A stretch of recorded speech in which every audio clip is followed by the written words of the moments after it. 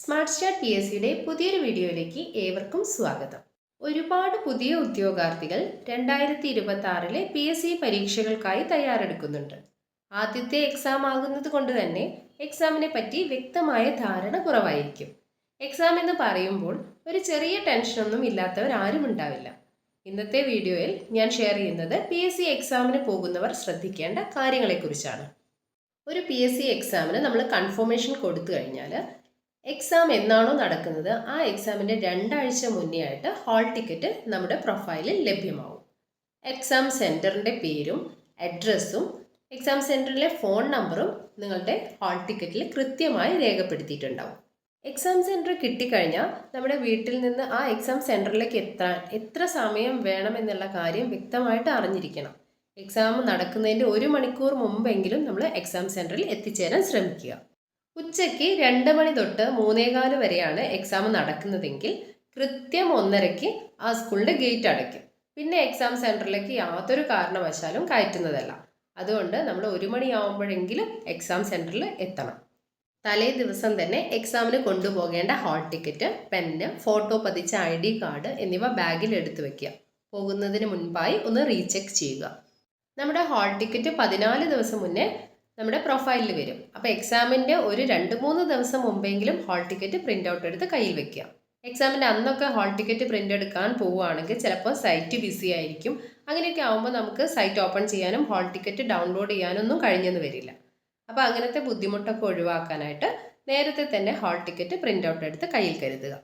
Hall ticket ഒരു 3 പേജായിട്ടാണ് വരുന്നത്. അതിൽ നമുക്ക് ആദ്യത്തെ ഷീറ്റ് മാത്രം പ്രിൻ്റ് ഔട്ട് എടുത്താൽ മതി. ബാക്കി അതിൻ്റെ ഇൻസ്ട്രക്ഷൻസും കാര്യങ്ങളൊക്കെയാണ്. അപ്പോൾ അത് വായിച്ച് നോക്കണം എന്നുള്ളവർക്ക് പ്രിൻ്റ് ഔട്ട് എടുക്കാം. നമുക്ക് ഹാളിലേക്ക് പോകുമ്പം ആ ഫസ്റ്റത്തെ ഷീറ്റ് മാത്രം ഉണ്ടായാൽ മതി. അപ്പോൾ ഹാളിലേക്ക് പോകുന്നതിന് മുന്നേ ആയിട്ട് ഹാൾ ടിക്കറ്റ് പ്രിൻ്റ് ഔട്ട് എടുത്തത് കയ്യിലുണ്ടായിരിക്കണം. 2 ബോൾ പോയിൻ്റ് പെന്ന്, ഒന്നുകിൽ ബ്ലൂ ഇങ്ക് അല്ലെങ്കിൽ ബ്ലാക്ക് ഇങ്ക്. ഒരു ID പ്രൂഫ് കൊണ്ടുപോകണം. ഒന്നുകിൽ ആധാർ കാർഡ് അല്ലെങ്കിൽ voter's ID, PAN card, driving licence, അങ്ങനെ ഏതെങ്കിലും ഒരു ID പ്രൂഫ്. ശ്രദ്ധിക്കേണ്ട കാര്യം ID പ്രൂഫിൻ്റെ ഒറിജിനൽ തന്നെ കൊണ്ടുപോകണം. പിന്നെ ആവശ്യമാണെങ്കിൽ പ്ലെയിൻ വാട്ടർ ബോട്ടിൽ നമുക്ക് ഹാളിലേക്ക് കൊണ്ടുപോകാവുന്നതാണ്. ഹാളിൽ കയറുന്നതിന് മുൻപായി നമ്മുടെ കയ്യിലുള്ള വാച്ച്, ബാഗ്, വണ്ടിയുടെ കീ ഒക്കെ ഉണ്ടെങ്കിൽ അതൊക്കെ സ്കൂളിലെ ക്ലോക്ക് റൂമിൽ സൂക്ഷിക്കേണ്ടതാണ്. Hall ticket, pen, ID proof, water bottle എന്നിവയല്ലാതെ മറ്റൊരു സാധനവും നമുക്ക് എക്സാം ഹാളിൽ അലൗഡ് അല്ല. എക്സാമിന് പോകുന്നവരിൽ മിക്കവരും പുതിയ പെന്നൊക്കെ വാങ്ങിയിട്ട് എക്സാമിന് പോകുന്നത് കാണാം. അങ്ങനെ ഒരിക്കലും ചെയ്യരുത്. നമ്മൾ ഉപയോഗിച്ചുകൊണ്ടിരിക്കുന്ന പെന്ന് തന്നെ ബബിൾ ചെയ്യാൻ എടുക്കുന്നതാണ് നല്ലത്. പുതിയ പെന്നാവുമ്പോൾ തുടക്കത്തിൽ ബബിൾ ചെയ്യാനൊക്കെ ആയിട്ട് ബുദ്ധിമുട്ടുണ്ടാവും. അപ്പോൾ ഉപയോഗിച്ചുകൊണ്ടിരിക്കുന്ന പെന്നാവുമ്പോൾ ഈസി ആയിട്ട് ഉപയോഗിക്കാൻ കഴിയും. ഇനി പുതിയ പെന്ന് തന്നെ വേണമെന്ന് നിർബന്ധമുള്ളവർ പുതിയ പെന്ന് വാങ്ങി 2 ദിവസം ഉപയോഗിച്ചതിന് ശേഷം എക്സാം ഹാളിൽ കൊണ്ടുപോകാവുന്നതാണ്. നമ്മൾ എക്സാം സെൻറ്ററിൽ എത്തിക്കഴിഞ്ഞാൽ എക്സാം ഹാളിലേക്ക് കയറുന്നത് വരെ ബുക്സ് വായിച്ചുകൊണ്ടിരിക്കാണ്ട് ഹാളിൽ എത്തിക്കഴിഞ്ഞാൽ വളരെ മൈൻഡ് റിലാക്സ് ആയിട്ട് വെക്കാൻ ശ്രമിക്കുക. വെറുതെ ടെൻസ്ഡ് ആവാതെ നന്നായിട്ട് പ്രാർത്ഥിച്ച് വളരെ റിലാക്സ് ആയിട്ട് എക്സാം ഹാളിലേക്ക് പോവാം.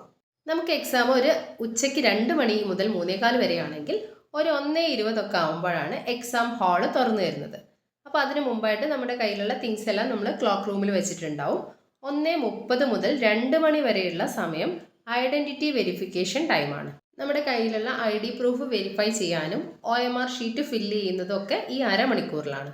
OMR ഫില്ല് ചെയ്യുമ്പോൾ വളരെ ശ്രദ്ധയോടെ സാവധാനത്തിൽ ധൃതി കൂട്ടാതെ ഫില്ല് ചെയ്താൽ മതി. OMR ഷീറ്റിൽ എന്തെങ്കിലും തെറ്റ് വരുത്തി കഴിഞ്ഞാൽ OMR ഷീറ്റ് അവർ മാറ്റി തരുന്നതല്ല. OMR ഷീറ്റ് എങ്ങനെ തെറ്റ് കൂടാതെ ഫില്ല് ചെയ്യാമെന്നൊരു വീഡിയോ ഓൾറെഡി ചാനലിൽ അപ്ലോഡ് ചെയ്തിട്ടുണ്ട്. അതിൻ്റെ ലിങ്ക് ഞാനിവിടെ ക്ലിപ്പ് ചെയ്യാം. അത് കാണാത്തവർ അതൊന്ന് കണ്ടു നോക്കുക. OMR ഷീറ്റിന് 2 പാർട്ടാണുള്ളത്. ലെഫ്റ്റ് സൈഡിലുള്ളത് പാർട്ട് എയും റൈറ്റ് സൈഡിലുള്ളത് പാർട്ട് ബിയും. അപ്പോൾ നമ്മുടെ രജിസ്റ്റർ നമ്പറൊക്കെ എഴുതാനുള്ളത് ലെഫ്റ്റ് സൈഡിലാണ്. അപ്പോൾ ആദ്യം രജിസ്റ്റർ നമ്പർ എഴുതണം. എന്നിട്ട് അതിൻ്റെ താഴെ അത് ബബിൾ ചെയ്യണം. ആൽഫ ന്യൂമറിക് കോഡിലാണ് രജിസ്റ്റർ നമ്പർ വരുന്നത്. ആ നമ്പറിലുള്ള ആൽഫബറ്റിക് കോഡ് അങ്ങനെ തന്നെ എഴുതിയാൽ മതി. അതിൻ്റെ താഴെ ബബിൾ ചെയ്യേണ്ട ആവശ്യമില്ല. നമ്പേഴ്സ് മാത്രമാണ്, രജിസ്റ്റർ നമ്പർ മാത്രമാണ് അതിൽ ബബിൾ ചെയ്ത് പോകേണ്ടത്. ഈ രജിസ്റ്റർ നമ്പറിൻ്റെ തൊട്ട് താഴെയായിട്ട് ഡേറ്റ് ഓഫ് ബർത്ത് എന്ന് പറഞ്ഞൊരു കോളം ഉണ്ടാവും. നമുക്ക് ഈ സൈഡിൽ തന്നെ ഡേറ്റ് ഓഫ് എക്സാമിനേഷൻ എന്ന് പറഞ്ഞിട്ടുള്ള ഒരു കോളം ഉണ്ട്. അപ്പോൾ മാറിപ്പോവരുത്. ഡേറ്റ് ഓഫ് ബർത്തിൻ്റെ കോളത്തിൽ ഡേറ്റ് ഓഫ് ബർത്ത് തന്നെ എഴുതുക. പിന്നെ നെയിം ഓഫ് എക്സാമിനേഷൻ എന്ന് പറഞ്ഞൊരു കോളാണ്. അവിടെ ഏത് എക്സാമാണോ നടക്കുന്നത് അതിൻ്റെ കാറ്റഗറി നമ്പറോ അല്ലെങ്കിൽ എക്സാമിൻ്റെ പേരോ എഴുതുക. പിന്നെ എക്സാം നടക്കുന്ന ഡേറ്റ് ആണ് തൊട്ട് താഴെയായിട്ട് എഴുതേണ്ടത്. ഈ OMR ഷീറ്റിൻ്റെ ലെഫ്റ്റ് സൈഡിൽ തന്നെ ഇൻവിജിലേറ്റർ സൈൻ ചെയ്യേണ്ട ഒരു കോളുണ്ട്. അവിടെ നിങ്ങൾ ഒരിക്കലും കയറി സൈൻ ചെയ്യാൻ പാടില്ല. OMR ഷീറ്റിൻ്റെ B പാർട്ടിലാണ് നമുക്ക് ആൻസർ മാർക്ക് ചെയ്യേണ്ടത്. നമുക്ക് 2 മണിക്കാണ് എക്സാം എങ്കിൽ ഒരു 1:50 ആകുമ്പോൾ ക്വസ്റ്റ്യൻ പേപ്പർ ഹാളിലേക്ക് എത്തിക്കും. അപ്പോൾ ക്വസ്റ്റ്യൻ പേപ്പർ സീൽഡ് കവറിലായിരിക്കും കൊണ്ടുവരുന്നത്. ഹാളിൽ എത്തുന്നതിന് മുൻപേ ആയിട്ട് ക്വസ്റ്റ്യൻ പേപ്പർ കവറിൻ്റെ സീല് പൊട്ടിച്ചിട്ടില്ല എന്ന് ഉറപ്പുവരുത്താനായി ആ കവറിന്മേൽ 2 ഉദ്യോഗാർത്ഥികളെ കൊണ്ട് സൈൻ ചെയ്യിപ്പിക്കും. അപ്പോൾ ഉദ്യോഗാർത്ഥികളുടെ പേര്, രജിസ്റ്റർ നമ്പറും സൈന് എന്നിവയാണ് ആ ഒരു കവറിൻ്റെ മുകളിൽ എഴുതേണ്ടത്. കൃത്യം 2 മണി ആകുന്നതിന് തൊട്ട് മുമ്പായിട്ട് ക്വസ്റ്റ്യൻ പേപ്പറിൻ്റെ കോഡ് അനുസരിച്ച് ഇൻവിജിലേറ്റർ ഉദ്യോഗാർത്ഥികൾക്ക് നൽകും. നമ്മുടെ OMR ഷീറ്റിലും ഡെസ്കിലും ഉള്ള കോഡിലുള്ള ക്വസ്റ്റ്യൻ പേപ്പർ തന്നെയാണ് നമുക്ക് കിട്ടിയെന്ന് ഉറപ്പുവരുത്തണം. ക്വസ്റ്റ്യൻ പേപ്പർ നൽകുന്നത് ക്വസ്റ്റ്യൻ ബുക്ക്ലെറ്റ് രൂപത്തിലാണ്. ABCD എന്നീ 4 അക്ഷര കോഡിലുള്ള ക്വസ്റ്റ്യൻ ബുക്ക്ലെറ്റ് ആണ് നൽകുന്നത്.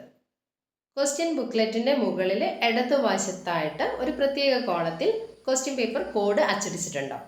ഓരോ ഉദ്യോഗാർത്ഥിക്കും നൽകിയിട്ടുള്ള ക്വസ്റ്റ്യൻ പേപ്പർ കോഡ് അവരുടെ പരീക്ഷാ ഹാളിലെ ഇരിപ്പിടത്തിലും രേഖപ്പെടുത്തിയിട്ടുണ്ടാവും. അപ്പോൾ ആ 2 കോഡും ഒന്ന് തന്നെയാണെന്ന് നിങ്ങളാണ് ഉറപ്പാക്കേണ്ടത്. നിങ്ങൾക്ക് അനുവദിച്ചിരിക്കുന്ന ക്വസ്റ്റ്യൻ പേപ്പർ കോഡിൽ നിന്നും വ്യത്യസ്തമായ കോഡിലുള്ള ക്വസ്റ്റ്യൻ പേപ്പറാണ് നിങ്ങൾക്ക് ലഭിച്ചതെങ്കിൽ പെട്ടെന്ന് തന്നെ ഇൻവിജിലേറ്ററുടെ ശ്രദ്ധയിൽപ്പെടുത്തേണ്ടതാണ്. അതുപോലെ ക്വസ്റ്റ്യൻ പേപ്പറിൻ്റെ വലതുവശത്തായിട്ട് question booklet serial number print ചെയ്തിട്ടുണ്ടാവും. അഥവാ സീരിയൽ നമ്പർ ഇല്ലാത്ത ക്വസ്റ്റ്യൻ പേപ്പറാണ് നിങ്ങൾക്ക് ലഭിക്കുന്നതെങ്കിൽ അത് ഇൻവിജിലേറ്ററുടെ ശ്രദ്ധയിൽപ്പെടുത്തണം. ഇൻവിജിലേറ്റർ ആ ക്വസ്റ്റ്യൻ പേപ്പർ മാറ്റി സെയിം ആൽഫ കോഡിലുള്ള ക്വസ്റ്റ്യൻ ബുക്ക്ലെറ്റ് നിങ്ങൾക്ക് മാറ്റി തരുന്നതാണ്. നിങ്ങൾക്ക് ക്വസ്റ്റ്യൻ പേപ്പർ പ്രൊവൈഡ് ചെയ്ത് കഴിഞ്ഞാൽ ക്വസ്റ്റ്യൻ പേപ്പറിൽ നമ്മുടെ രജിസ്റ്റർ നമ്പറും പേരും എഴുതാൻ വേണ്ടിയിട്ട് ഇൻവിജിലേറ്റർ ആവശ്യപ്പെടും. അപ്പം ആ ക്വസ്റ്റ്യൻ പേപ്പറിൻ്റെ മുകളിലായിട്ട് പേരും രജിസ്റ്റർ നമ്പറും എഴുതി വെക്കുക.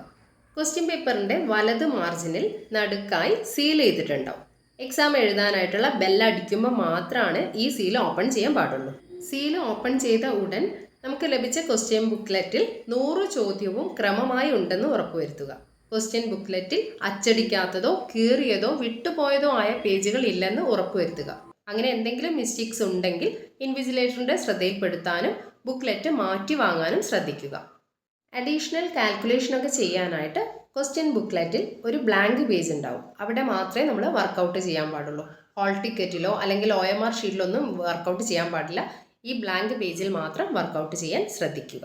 ഇനി OMR ഷീറ്റിൽ ഒരു ക്വസ്റ്റ്യന് ശരിയുത്തരം ഉൾപ്പെടെ ഓരോ ചോദ്യത്തിനും ABCD എന്ന് 4 ഉത്തരങ്ങൾ തന്നിരിക്കും.